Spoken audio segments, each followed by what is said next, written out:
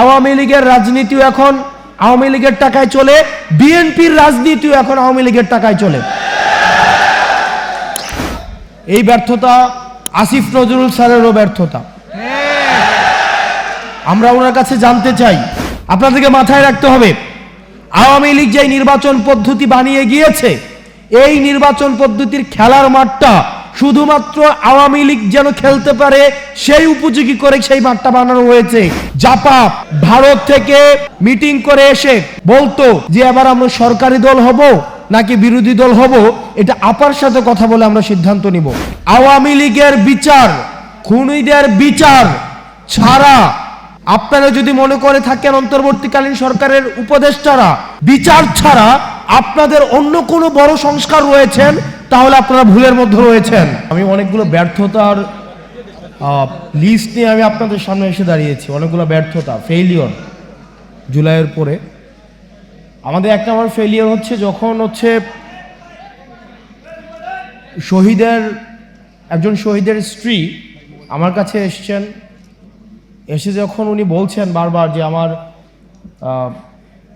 স্বামীকে তো আর ফিরাই দিতে পারবেন না, কিন্তু যাদেরকে ধরা হয়েছিল তাদেরকে আবার কোর্ট আবার জামিন দিয়ে দিচ্ছে, তার আবার ঠিক আমার বাড়ির সামনে দিয়ে এখন ঘোরাঘুরি করে, আবার ঠিক আগের মতো করে, ঠিক যেভাবে 5 আগস্টের পূর্বে তাদের দাম্ভিকভাবে তাদের পথ চলা ছিল, ঠিক এখন আগের অবস্থার মতোই তাদের স্বাভাবিক জীবনযাপন করছে।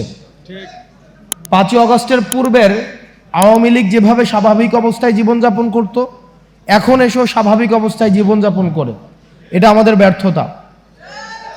এই ব্যর্থতা আসিফ নজরুল স্যারেরও ব্যর্থতা। আমরা ওনার কাছে জানতে চাই, জানুয়ারি মাসে কথা ছিল ট্রাইব্যুনাল 2 গঠন করার, এটা মে মাস, আজকে মে মাসের 16 তারিখ। আমরা স্পষ্টভাবে আপনার কাছে উত্তর চাই, কেন মে মাসে 16 তারিখ হয়ে যাওয়ার পরেও দ্বিতীয় ট্রাইব্যুনাল গঠন হওয়ার কথা থাকলেও এখনো পর্যন্ত গঠন হয় নাই?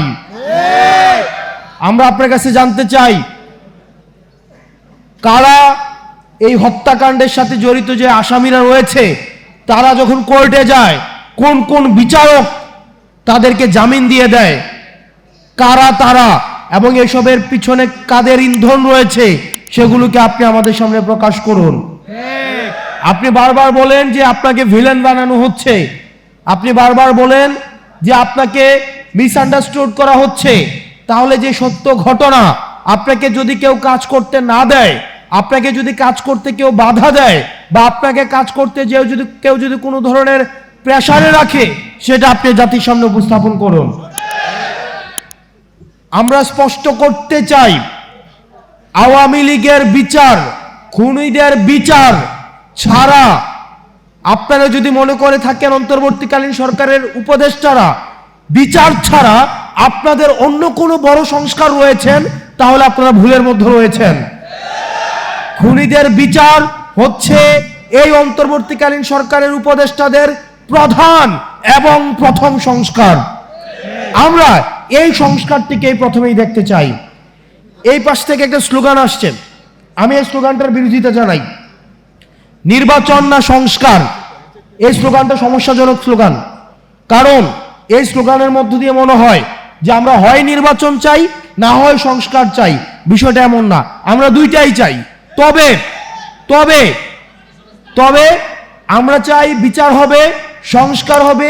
এই সংস্কার প্রক্রিয়ার মধ্য দিয়ে আমাদের নির্বাচনটা হবে।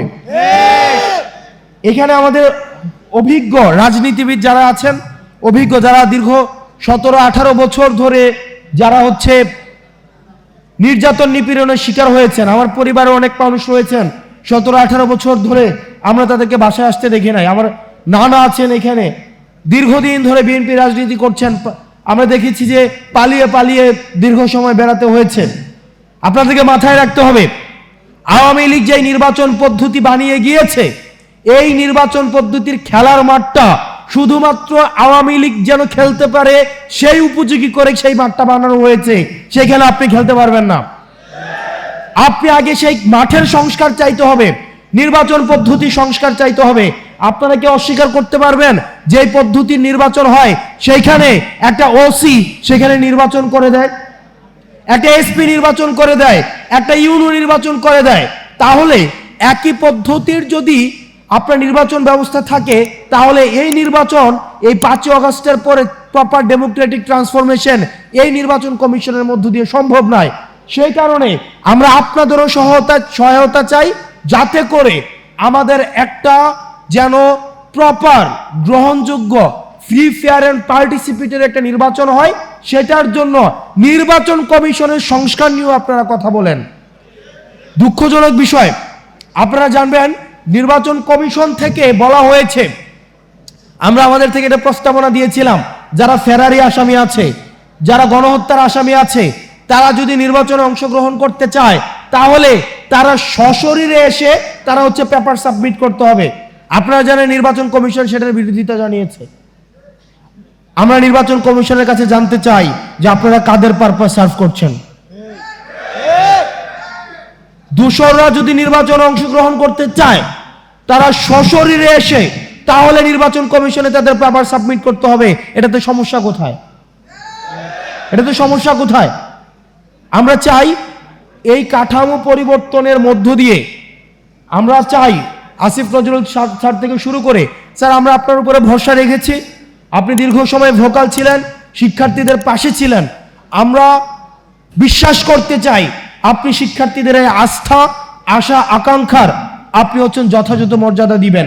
দ্বিতীয়ত, আপনারা ভুলে গেলে চলবে না, আওয়ামী লীগকে আমরা কার্যক্রম নিষিদ্ধ করতে পেরেছি, কিন্তু আওয়ামী লীগকে যারা ডোনার, আওয়ামী লীগের যে ফাইন্যান্স, আওয়ামী লীগের যে অর্থ ব্যবস্থা, সেই অর্থ ব্যবস্থা কিন্তু এখনো পর্যন্ত ইনট্যাক্ট।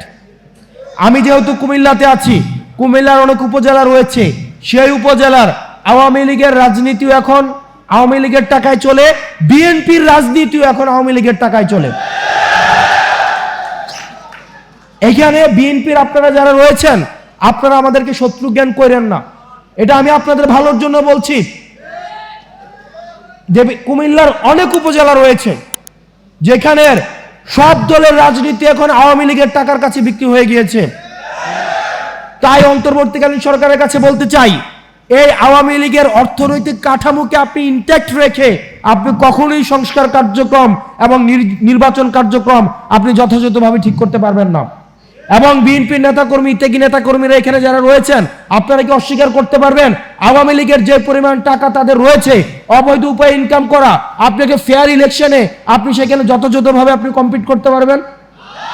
কোনোভাবেই সম্ভব না। সেই জায়গায় গণতন্ত্রের জন্য, বাংলাদেশের জন্য, পরবর্তী বাংলাদেশের জন্য আমাদের নিজেদের মধ্যে পলিসি নিয়ে আর্গুমেন্ট থাকবে, ডিসকাশন থাকবে, মতবিরোধ থাকবে, কিন্তু সেইখানে কোনোভাবেই গণহত্যার দায়ে অভিযুক্ত আওয়ামী লীগকে আমরা কোনোভাবেই স্পেস দিতে পারি না। সেজন্য অন্তর্বর্তীকালীন সরকারের কাছে আহ্বান জানাবো, আওয়ামী লীগের যে অর্থনৈতিক কাঠামো রয়েছে, আওয়ামী লীগের যে সাংস্কৃতিক কাঠামো রয়েছে, আওয়ামী লীগের অপরাধের বৈধতা উৎপাদনের জন্য যে সাংস্কৃতিক বাহিনী রয়েছে, আপনি তাদের সম্পদকে বাজেয়াপ্ত করে সেগুলো জনগণের কল্যাণে সেগুলোকে নিয়োজিত করুন। প্রিয় সহযোদ্ধা, আমরা শুধুমাত্র আওয়ামী লীগ নিয়ে কথা বলি, একই সাথে সাথে আওয়ামী লীগের যে সহযোগী 14 দল, জাপা, মনে আছে, ভারত থেকে মিটিং করে এসে বলতো যে এবার আমরা সরকারি দল হব নাকি বিরোধী দল হব, এটা আপার সাথে কথা বলে আমরা সিদ্ধান্ত নিব। এই যে 14 দল রয়েছে, এই 14 দল নিয়ে অন্তর্বর্তীকালীন সরকারের কি ধরনের চিন্তা সেটা আপনাকে স্পষ্ট করতে হবে। আমরা অন্তর্বর্তীকালীন সরকারকে আমরা সহযোগিতা করতে চাই, কিন্তু আমরা আশাহত অনেক কাজে আমরা এখনো পর্যন্ত বিচার দেখি নাই, এখনো পর্যন্ত আহতদের সম্পূর্ণ পুনর্বাসন দেখি নাই, কর্মসংস্থান দেখি নাই, এখনো পর্যন্ত বিচারের কোনো অগ্রগতি হয় নাই। আওয়ামী লীগ নিয়ে আপনারা যতক্ষণ না পর্যন্ত আমরা রাস্তায় নেমে এসেছি ততক্ষণ পর্যন্ত আমরা আপনাদের কোনো পদক্ষেপ দেখি নাই। সেই জায়গা থেকে আপনাদের কাছে আমাদের অনুরোধ থাকবে, এই ধোঁয়াশাগুলো আপনারা স্পষ্ট করবেন।